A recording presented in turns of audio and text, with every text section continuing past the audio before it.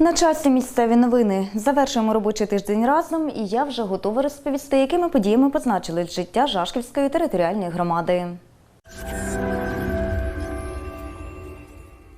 Третя хвиля пандемії коронавірусу по всій Україні йде на спад, а отже, спостерігається тенденція до зменшення завантаженості ковідних лікарень. В переліку таких на Черкащині з 1 січня знаходилась і наша Жашківська багатопрофільна лікарня. Наразі ж, згідно з розпорядженням управління охорони здоров'я Черкаської обласної державної адміністрації, заклад припиняє надавати медичну допомогу громадянам, інфікованим ковід, та повертається до звичного режиму роботи.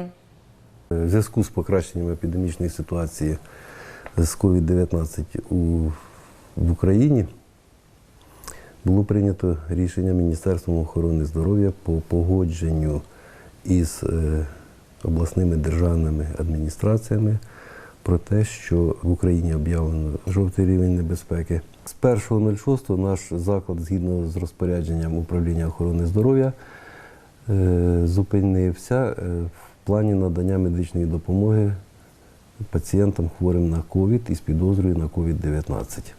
Але це не означає, що люди покинуті на призволяще. Вони так само, в кого є симптоми, вони звертаються до своїх сімейних лікарів.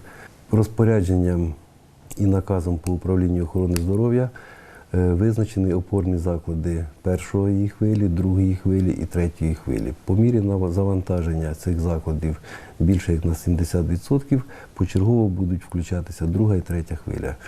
На нашому регіоні на сьогоднішній день опорним закладом є Уманська міська лікарня, яка надає допомогу жителям Уманського району і міста Умань. І всіх міст і ОТГ, які входять в склад Уманського району. По мірі того, як буде вона завантажуватися, якщо буде більше 80%, включається наступний опорний заклад другої хвилі – це Уманська районна лікарня. Наш заклад віднесений до третьої хвилі, тобто так само, якщо 70 до 80% завантаження наступного закладу, включаються заклади третьої хвилі, це вже Жашківська багатопрофільна лікарня, Маньківська багатопрофільна лікарня, Христинівська і Монастирищанська. Через то людям, ще раз хочу наголосити, люди не залишилися без уваги, люди не залишаються без медичної допомоги. При прояві симптомів, пов'язаних з COVID-19, вони так само звертаються до своїх сімейних лікарів. І при потребі госпіталізації розроблені маршрути екстреної медичної допомоги, викликається бригада, яка госпіталізує в той заклад, який надає медичну допомогу. На сьогоднішній день це Уманська міська лікарня. У зв'язку з послабленням карантину медичний заклад відновлює планові операції та госпіталізацію. Але пацієнт обов'язково має пройти тестування на ковід. Стосовно нашого закладу, ми відновлюємо повністю свою роботу, планові госпіталізації, планові оперативні втручання. Ми так само надаємо невідкладну медичну допомогу, як і надавали, але хочу наголосити, наш заклад, враховуючи те, що ситуація з COVID-19 ще не закінчилася, планові госпіталізації проводяться при наявності ПЛР-тестів. Швидкі тести негативні підходять в разі, коли проводиться госпіталізація по невідкладним станам. Без наявності тестів ми в заклад не будемо госпіталізувати. Знову ж таки наголошую, при невідкладних станах, при загрозливих станах, при ургентних ситуаціях це швидкий тест негативний, а при плановій госпіталізації ПЛР-тест. ПЛР-тести і швидкі тести на сьогоднішній день проводяться на базі Жашківського центру медико-санітарної допомоги «Сімейна медицина». Вони проводять як тестування швидкими тестами, так і забор ПЛР-тестів. У Жашківській територіальній громаді використовують кожен погожий день для покращення життєдіяльності населених пунктів. Зокрема, у місті в літній період все більше уваги зосереджують на утриманні доріг, зупинок та дитячих спортивних майданчиків в належному стані. В літній період в рамках роботи з експлуатаційного утримання доріг міста виконується планування узбіч, необхідне для водовідведення з проїзної частини. Це дозволяє зберегти асфальтобетонне покриття від руйнування внаслідок впливу природних явищ, зокрема опадів, а також розширити дорожнє полотно. Можна безкінечно витрачати кошти на ремонт доріг. Потік транспорту в нас великий, щороку зростає, я так розумію. Люди розвиваються і транспорт стає необхідною частиною нашого життя. Ще й в зв'язку із пандемією ми цей процес не зупинимо. Наш обов'язок утримувати дороги в належному вигляді. Ну, оскільки коштів у нас не так багато, як то здається, тому витрачати постійно на ремонти – велика розкіш. І тут виникає саме те питання і той аспект – утримувати дороги належним чином. Рік 2021 у нас такий щедрий на дощі. Дуже добре, надіюсь, це буде для урожаю, але дещо недобре для утримання інфраструктури. І, зокрема, коли автомобілі паркуються або призупиняються на узбіччях, яке в нас із чорнозему, то виминаються ями. Там збирається вода, дощові стоки і, відповідно, підтоплюють асфальтобетонне покриття. Від цього воно руйнується, обламується і потім потрібно буде витрачати багато коштів саме на ремонт цього покриття. Тому, щоб такого не відбувалося, необхідне планування узбіч, що ми наразі і проводимо грейдерною технікою. Відводимо воду від основного асфальтобетонного покриття, від основної дороги, від полотна, відповідно на узбіччя. І після того, коли ми землю сплануємо, туди будемо підсипати суміш щебеневу із гранвідсівом, відповідно будемо його утрамбовувати. Надіємося, що цей матеріал продовжить ресурс, продовжить життя основного полотна дороги.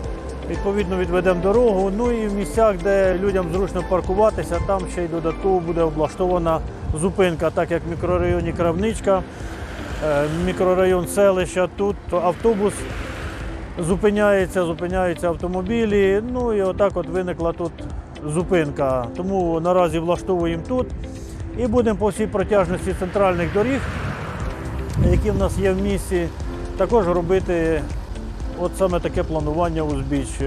Є місця, в яких вже навіть до метра вода вирила саме ту яму. Туди необхідно вже кидати вже матеріали не гранвідсів, а вже щось суттєве, якось великі камінці або великого розміру щебеневу суміш.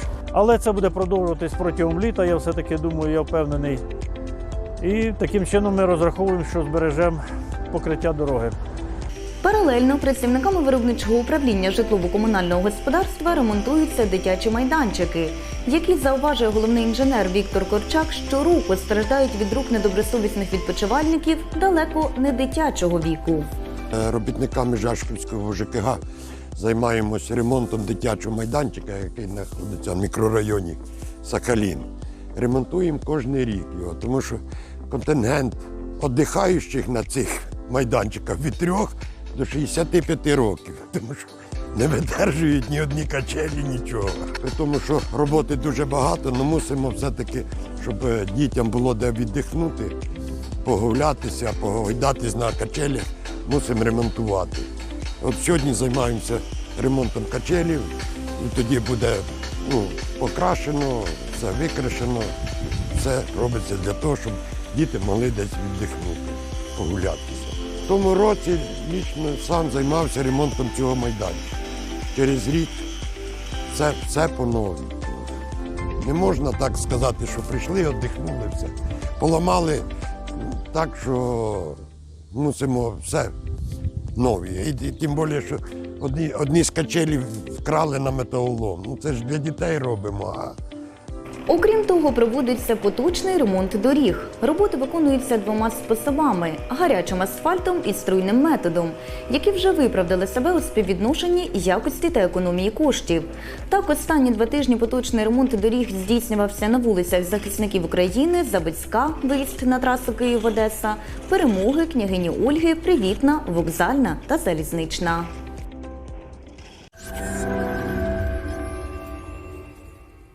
Найбільшим структурним підрозділом Жашківської міської ради є відділ освіти. Він же потребує і найбільших капіталовкладень для належної організації освітньо-виховного процесу та створення комфортних умов для його учасників. Та окрім цього, в закладах освіти, здебільшого тих населених пунктів, що доєдналися до громади, існує ряд проблем, які необхідно вирішувати негайно. Серед таких і Воронезький заклад дошкільної освіти «Веснянка». Заклад дошкільної освіти «Веснянка», що в селі Вороне, налічує 25 вихованців. Втім, кілька тижнів тому, упродовж певного періоду, заняття у них проводились в онлайн-режимі. Оскільки тут нарешті дочекались будівництва систем водопостачання та водовідведення і облаштування внутрішніх туалетів. Здавалося б, звичайні блага. Та для працівників і батьків вихованців дитсадка до недавнього часу це було недосяжною мрією та створювало неабиякі незручності. Зараз у нас проходить ремонт приміщення, тому що до цього часу у нас не було належних умов для відвідування дітей дитячого садка, у нас не було туалету, у нас не було каналізації. Взагалі, можна сказати, умови були несприйнятливі для відвідування дітьми дитячого садка. Діти ходили в нас ось на біотуалет, на горшечки. Помічник вихователя все це вручну виносила в належне місце. Ну, так само ж було і на кухні, посуда милася в мисках, так же само відходи виносилися все вручну. Ну, не було в нас умов таких, але ось зараз звернулися ми по допомогу до голови підприємства Котка Михайла Григоровича і Ігоря Михайловича. Також звернулися до голови Жашківського ОТГ Цибровського Ігоря Андрійовича. Ну і нам не відмовили, нам допомагають зараз. Ось, як ви бачите, в приміщенні роблять туалет з належними умовами. Ми сподіваємося, що все буде гарно. Так же само нам зробили каналізацію. На кухні відповідні умови зроблять, проведуть теплу воду, буде у нас бойлер, ну, всі належні умови будуть. Завдяки злагодженим діям керівників місцевого сільгосппідприємства «Відродження», родини Котків та Жашківської територіальної громади під головуванням її очільника Ігоря Цибровського, багаторічна проблема Вороненського дошкільного навчального закладу почала вирішуватись. Зокрема, відділом освіти Жашківської міської ради було спрямовано кошти з місцевого бюджету на виконання усіх необхідних робіт, які проводились силами виробничого управління житлово-комунального господарства. Фінансову допомогу задля реалізації справи надавали і керівники підприємства «Відродження». Наразі ці роботи на завершальному етапі, в чому днями особисто переконався міський голова Ігор Цибровський, проінспектувавши об'єкт разом із заступницею Вітою Куровською. Трошки краще тоді, як відрами носили, чи ні?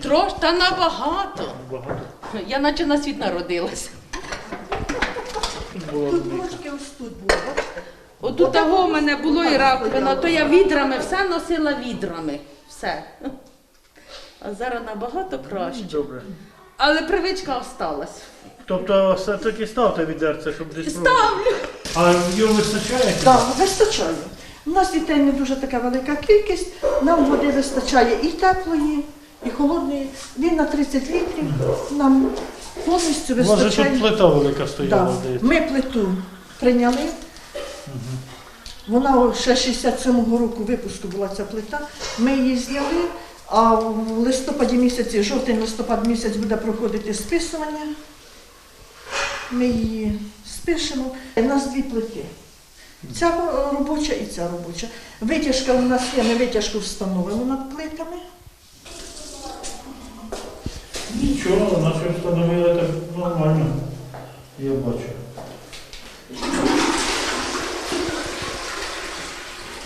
Ну, вже добре, ще трошки ремонт закінчимо. Так. Тут з цим там Ну, я з це Михайлом вже- Григоровичем говорив, він каже, допоможе. Бо та стінка не дуже певна так. Ось ця стінка буде вкладатися отак плиткою. Я з Михайлом Григоровичем балакала, він сказав, 12 квадратів плитки він нам виділяє. А далі вище. А далі ми поки будемо у нас шпалери так.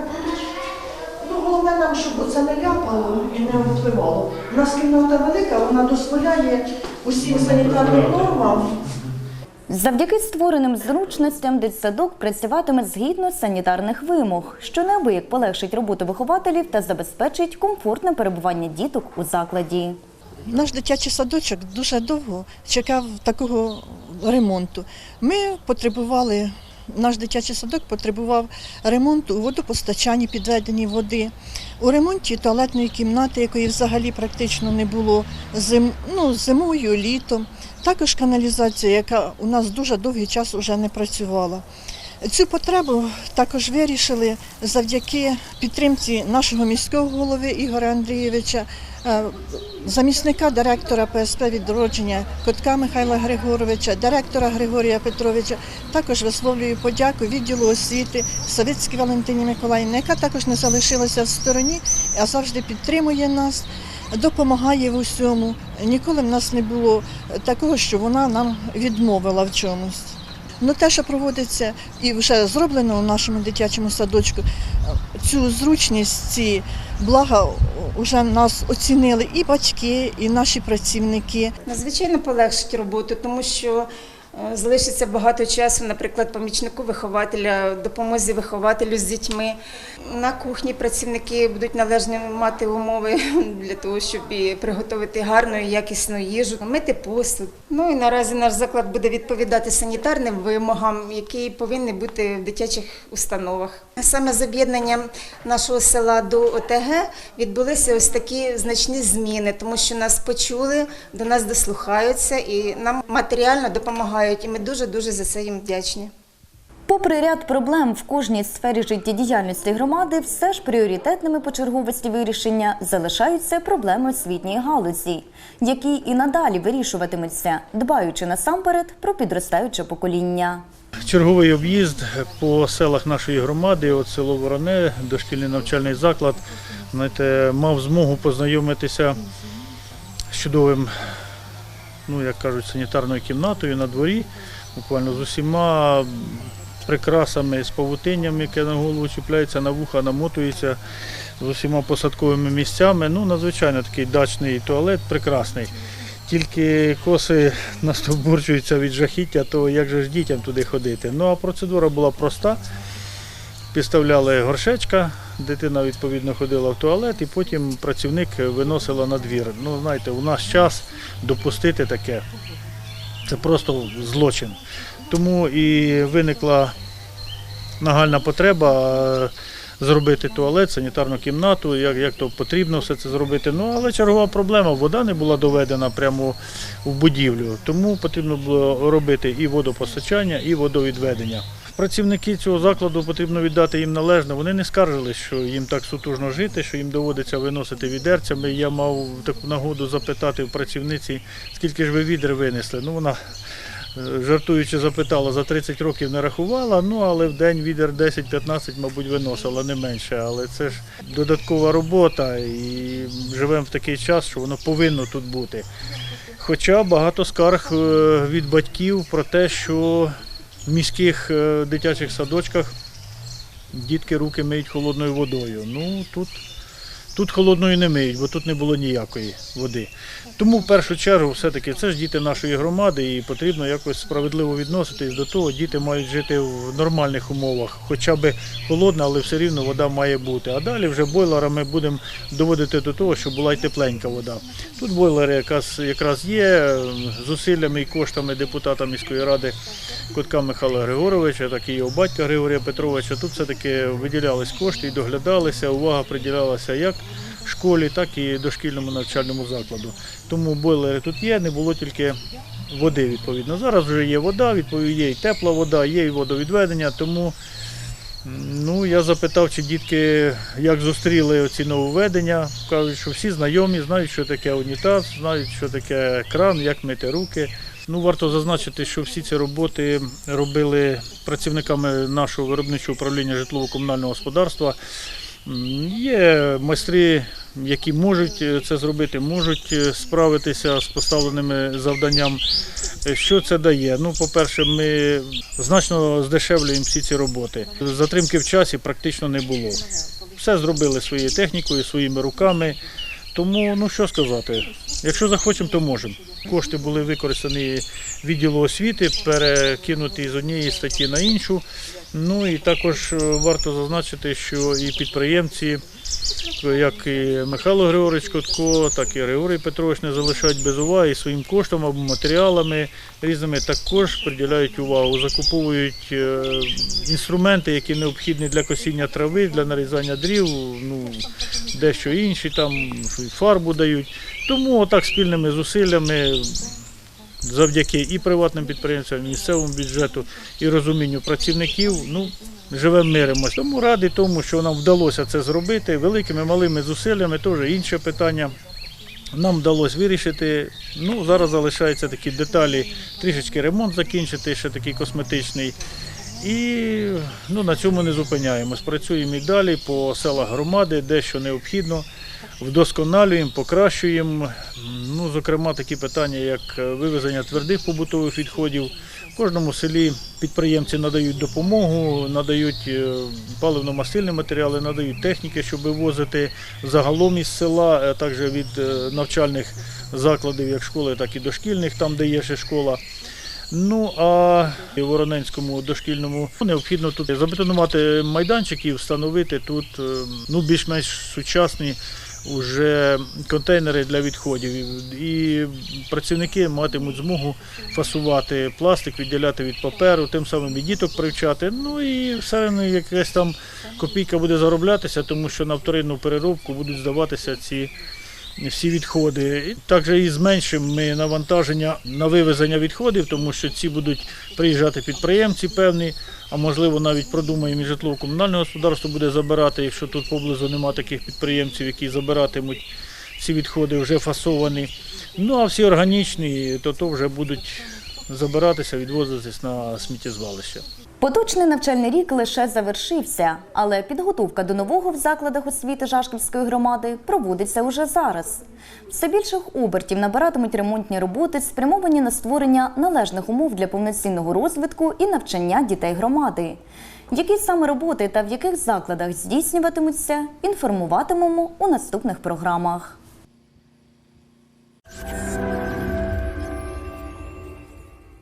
У Кривчунці, що нині входить до складу Жашківської територіальної громади, відбувся третій футбольний турнір на перехідний кубок пам'яті учасника АТО Сергія Павлюка, який пішов в життя навесні 16-го року.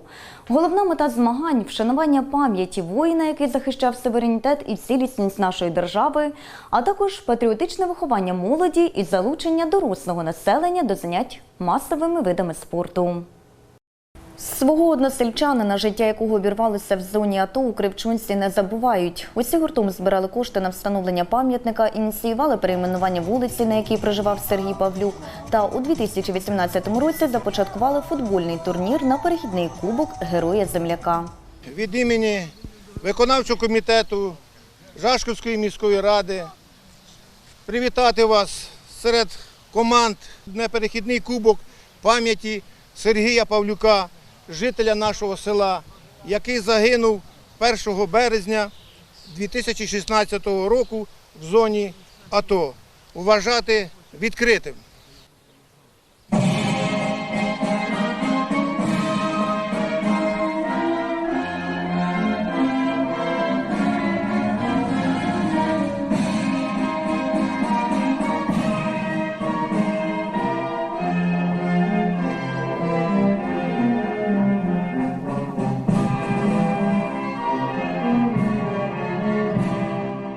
Хвилиною мовчання, пам'ять Павлюка Сергія, а також всіх, хто загинув, захищаючи наші кордони в зоні АТО, хвилиною мовчання.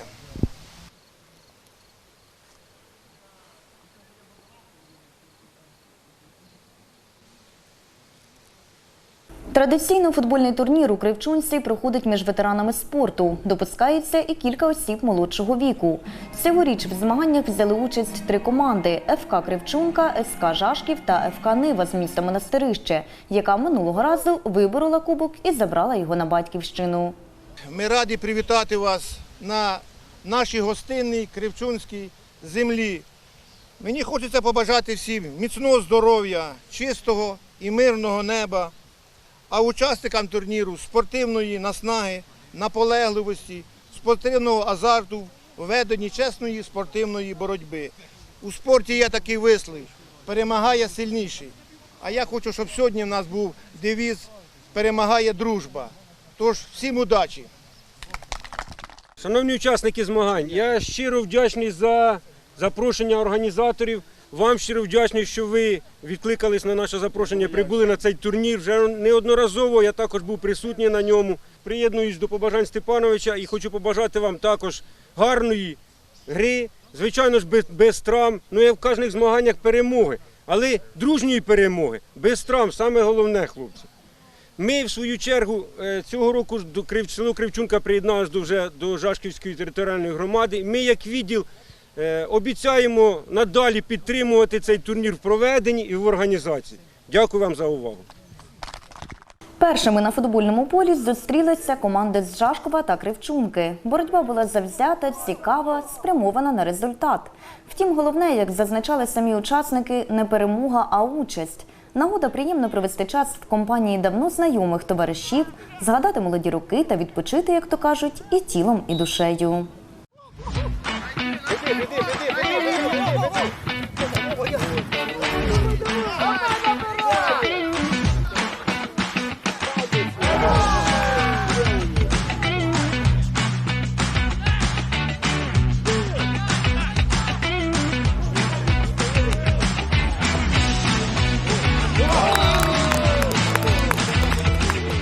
Ну як гра?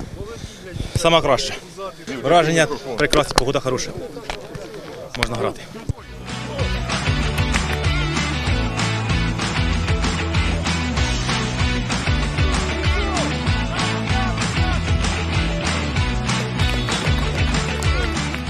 Враження після довготривалої передишки, як то кажуть, то на свіжому повітрі, здоров'я, дуже файно пограв.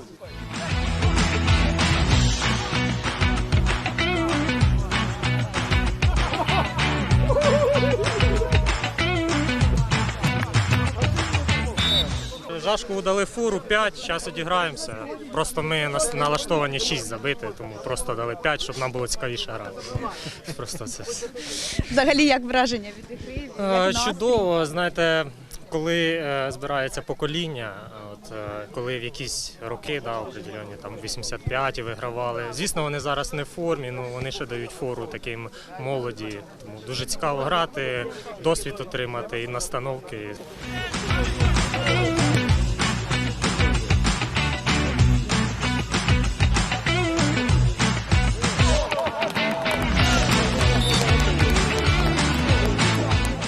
Якщо згадувати раніше, то це початок був років 30 назад, мабуть, а може раніше. Ну, тоді, звичайно, було більше, молодь більше займалася спортом, футболом, наприклад. Тоді попасти в основну команду, грати за Жашківця, треба було трошки щось вміти. Зараз... Ви грали у свій час? Грав. Далеко не, на область грав. А зараз вже за ветеранів, бо вік не той, щоб Ну а взагалі бігати. приємно і за ветеранів. Звичайно, приємно, коли вже, скажімо так, не виходить вести такий активний образ життя. Виїхати, пограти на стадіончик, та навіть подихати свіжим повітрям просто. Важко, звичайно, поспілкуватись, деяких не бачив, рік не бачив. Цікаво побігати. Важко трохи, хто молодший, біжать набагато краще, але що, пробуємо ще не здаватися.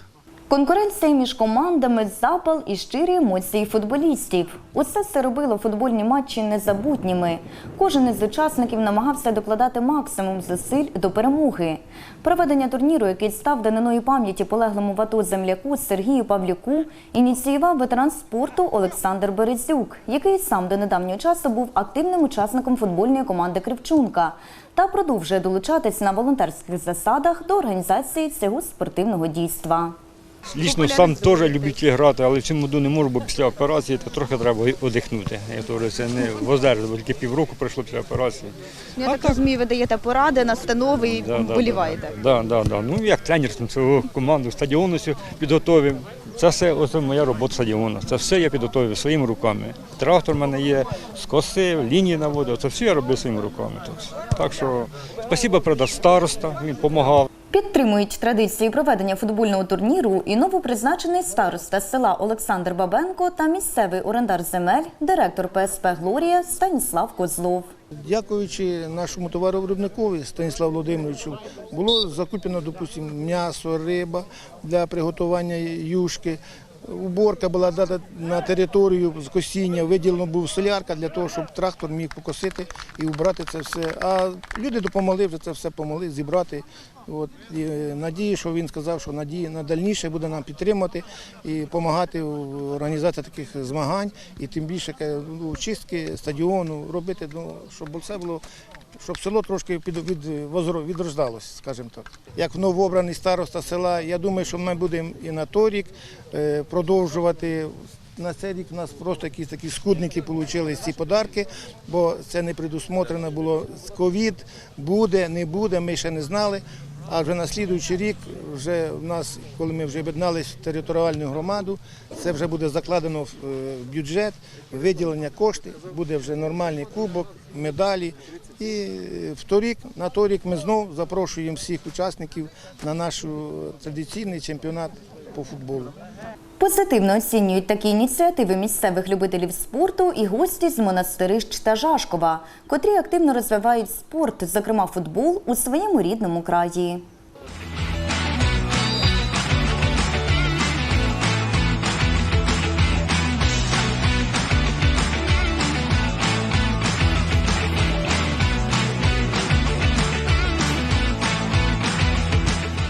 Потрібно відзначити Олександра Степановича. Тут у нас два Олександра Степановича. Олександр Степанович вже дуже багато років запрошує нас на різноманітні кубки. Це не стосується тільки Сергія Павлюка, а дуже багато кубків. Він завжди з футболом, він турбується і про жашковський футбол. Навіть ми грали уманський турнір «Сокер Біз.ЮА», відкритий чемпіонат по футзалу. В ньому приймав участь його син Володя, він сьогодні грає на полі в команді Кривчунки. Він на кожну гру їздив і вболівав. Так що тут не можна не оцінити його труд, той, що він вкладав в розвиток футболу. І не тільки футболу, а взагалі спорту в Кривчунці. Так що я вважаю, що це дуже велика заслуга конкретно ось Олександра Степановича. Ну і є ще один Олександр Степанович, новоназначений староста, так, він включається також у спорт. Ну, я думаю, на майбутнє вони будуть проводити не один кубок і об'єднувати всіх хлопців. Дуже приємно, що приїхало Монастирище, тут фактично 80% команди, з якими я грав. Ми товаришуємо, Монастирище до нас приїжджає, ми сюди приїжджаємо. Сьогодні ми зустрілися в Кривчунці, на майбутнє ми зустрічаємося в Умані. Дякую чесно організаторам Олександру Степановичу, одному Олександру Степановичу, другому, що вони пам'ятають пам'ять воїна і організували такий красивий кубок, в якому збираються товариші, ветерани футболу і молодь.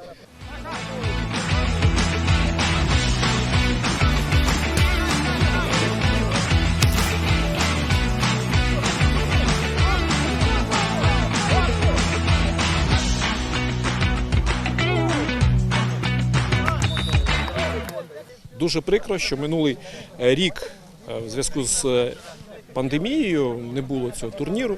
Ми володарі кубку, позаминулому році ми виграли цей кубок, і наше моральне право було присутнє сьогодні тут, обов'язково через те, що кубок перехідний.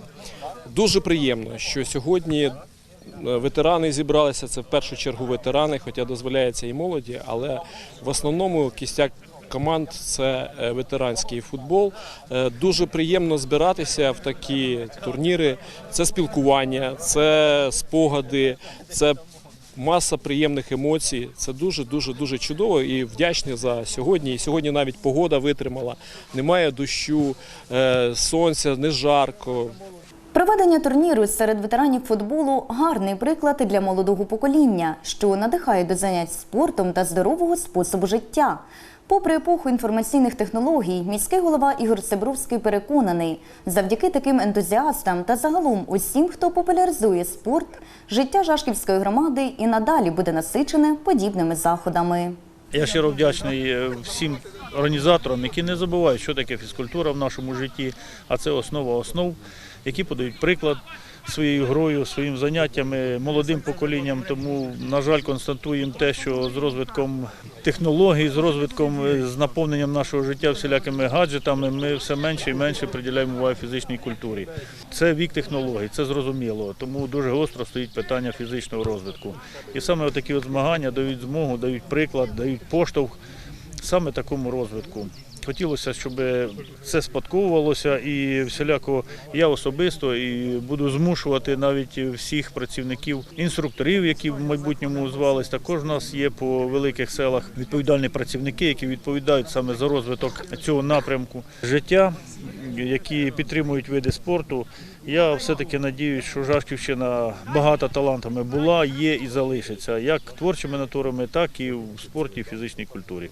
Під час турніру футболісти продемонстрували видовищну гру та безкомпромісну боротьбу за головний трофей змагань – перехідний кубок, яким переможець володіє протягом 1 року до наступного сезону. Отож, за результатами ігор, 3-те місце посіли господарі турніру СК Кривчунка. Срібло цього разу взяли гості з Монастирищ. А 1-те місце та чемпіонський титул забезпечила собі команда із Жашкова.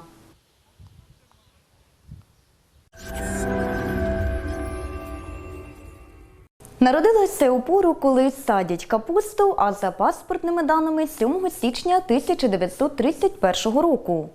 Жителька Сабадаша Єфросинія Теофанівна Ясінська, попри офіційну реєстрацію, упродовж життя святкує свій день народження у весняну пору. І цьогоріч не зрадила традиції, відзначивши 90-літній ювілей у колі близьких людей та поважних гостей. Приємна, балакуча, усміхнена Єфросинія Теофанівна з радістю зустрічала делегацію гостей у складі старости села Галини Янчук, голови ветеранської організації Жашківської громади Катерини Ковтун та директора Жашківського історичного музею Олександра Тютюнника, який принагідно сподівався під час спілкування з ювіляркою зібрати цінну інформацію для історії краю. Я вам хочу назасенько вклонитися. За ваші золоті ручки, які обшивали все село. Я ніколи не забуду, коли ми приходили до вас у швейну. Усі туди бігли, бо ви завжди могли пригостити, не тільки пошити щось, а й пригостити, щось цікаве розказати. У вас ніколи не було простих слів, ви завжди якось з ніжністю, з теплотою, з любов'ю відносилися до всіх. Навіть і діти мої вже, коли колядували, вони знали, що ви їх пригощали найкращими цукерками. І приходячи до вас, завжди ваше подвір'я прикрашали квіти. З ювілеєм і курс на 100-річчя. Тому вручаю вам коровай із нашого Сабадайського поля. Місцева влада на чолі з керівником Ігорем Цибровським робить усе, аби належним чином захищати інтереси людей поважного віку, опікується ними та не забуває і про визначні дати в їхньому житті. Тож, вітаючи ювілярку зі святом, візитери запевнили, що у будь-якій ситуації жінка може розраховувати на підтримку. Від імені голови Жашківської міської ради Ігоря Андрійовича Цибровського, від імені Ради ветеранів ми вас сердечно вітаємо з вашим ювілеєм, з вашим 90-річчям. Ви прекрасна людина, ви цікава людина, ви історія нашого району. Вас привітаю з цим першим 9-м десятком вашого гарного життя. Я путь проклала на 100. Дай Боже вам здоров'ячка. Шанує довгожителів у селі місцевий орендар земель, керівник Сабадаш Агро Павло Голуб, від імені якого передала вітання Єфросинії Теофанівні представниця підприємства Катерина Фролова. Дозвольте вас привітати від товариства Сабадаш Агро особисто від себе з вашим ювілеєм, побажати вам міцного здоров'я, благополуччя, щастя, сімейного затишку і саме головне мирного неба над головою. Єфросинія Теофанівна зізналася, що не чекала в день ювілею такого сюрпризу. Стільки привітань, побажань, квітів. Вона прожила довге і насичене життя, пізнавши лихоліття війни та голоду, труднощі післявоєнної відбудови. Однак не втратила оптимізму і любові до життя. І з задоволенням спілкувалася з гостями та ділилася спогадами. І цю війну, то я пам'ятаю, бо у нас на городі окопи були тут. 12 солдатів тутечки було. І ще сусіди були, наші солдати. Вони оце по цих окопах ходили. А з тієї сторони річка, це в нас тут річка оцього. То окопи горбом німці стояли. Вони якісь такі замотані, всі замотані такі. От, і нам диво, напевно, там в них тепліше було, чи що таке. Ну, ми проти них були, ну, як і зараз, може, бідні, я не знаю, як це сказати. Для нас дивно. Оці баночки з консервами, це ж вони в нас з'явилися усього вже, оце все багато з'явилося. А воно в них було, ці шоколадки. І боялися, бо це німці, а вони гергочуть. Що вони гергочуть? У нас у хаті, в тій старій хаті, був один раз приходив німець зимою. От. І другий раз приходив на Пасху. Ну, він гіркотав, знає, що мама підносить йому, щось він хоче. А хто знає, що він хоче? Починяв ці двері і ходить, посвистує. Ну, карточки, ну, у мене ж воно теж син висить, він ще в тій хаті служив же ж. Та й воєнний, він нам гарний, та й ми його вилічили і почепили. А то карточки приймали, бо як побачать, що Воєнний десь, то можна і розстріляти. Добре пам'ятає бабуся і голод 46-47 років, як з подругою крали колоски з поля, як змушені були готувати їжу з того, що раніше вважалося неїстівним, аби втамувати голод.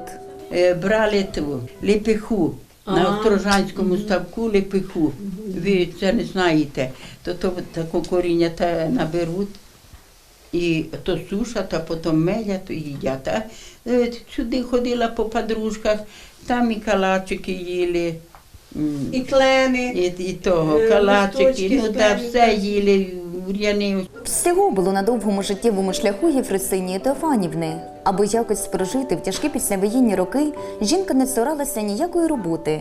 Працювала різноробочою і в полі, і на фермі, а з відкриттям швейної майстерні у Сабадаші нарешті змогла зайнятися справою, яка приносила не лише прибуток, а й задоволення. Єфросинія Теофанівна шила ледь не для всього села. Була на той час законодавцем моди в рідному краї. Одразу вдома шили, а потім уже. Вдома шили мама, а потім, як вже шили, хтось умер, треба пошити якісь, зараз вже є все готове. От, і меді, то все наготовлено за погоди.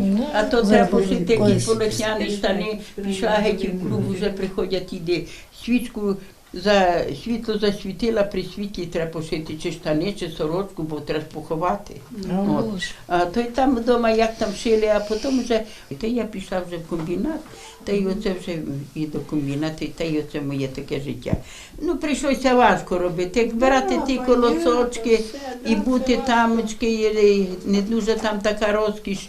От. Але ж треба виживали, трудитись треба. Довго прожити. Треба добре робити. Попри багатство років, найбільшим і найціннішим скарбом у своєму житті Єфросинія Теофанівна вважає сім'ю – дітей, онуків і правнуків.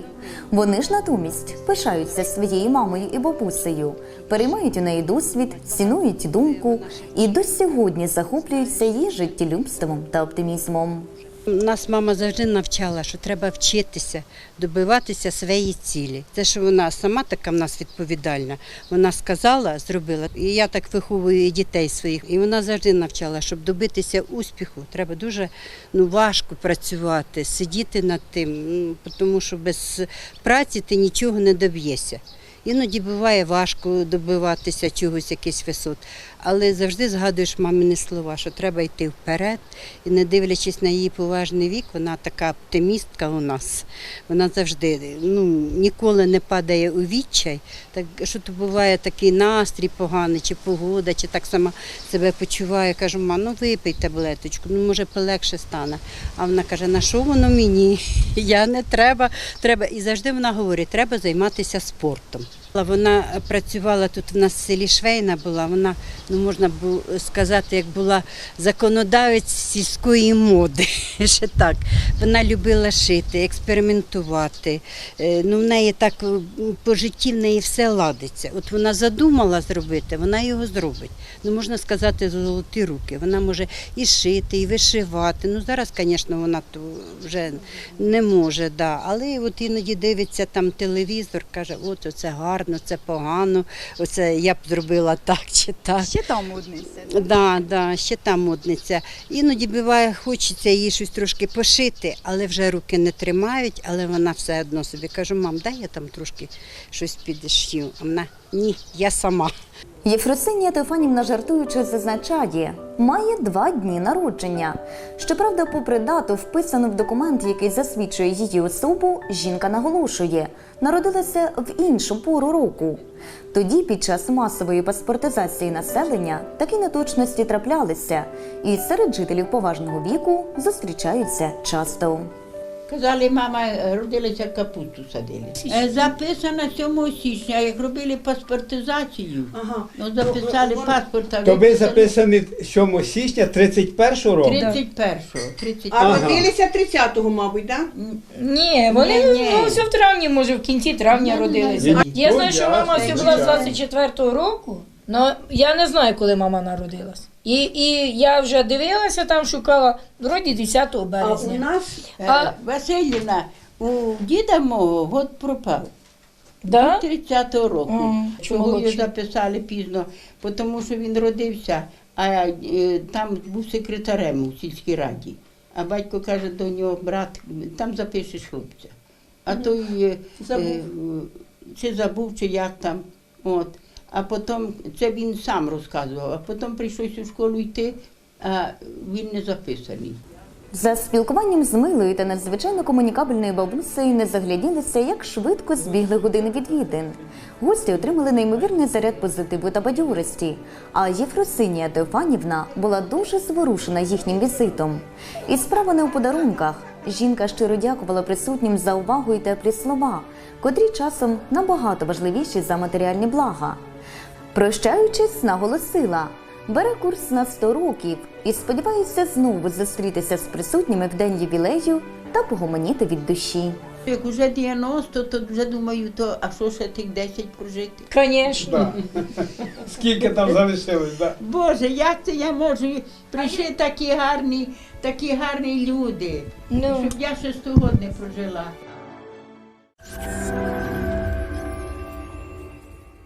На цьому у мене все. Ще більше новин дивіться на нашому офіційному сайті, ютуб-каналі та сторінках у Фейсбуці. Бадьорого вам настрою і лише хороших новин.